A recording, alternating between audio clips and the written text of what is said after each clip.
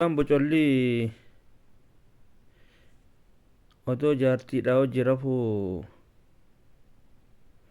kaameeraa qaama qullaa isii kaasisan hunoo isa kana ilaala. Isiinis tana gartanii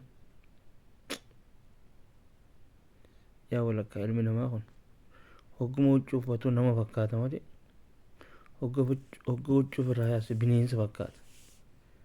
Harmasii kan sagal miicame kana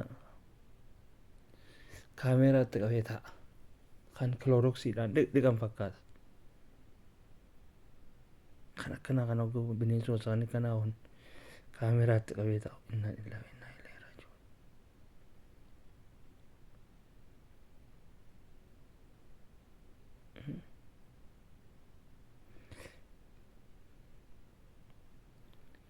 Jaarsa hiyyeettee tun cinaa dhaabbachuu hunda.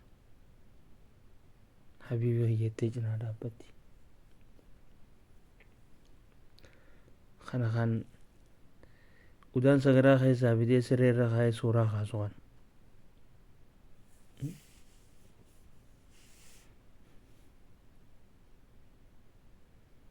Maal jaarsa keessa kun?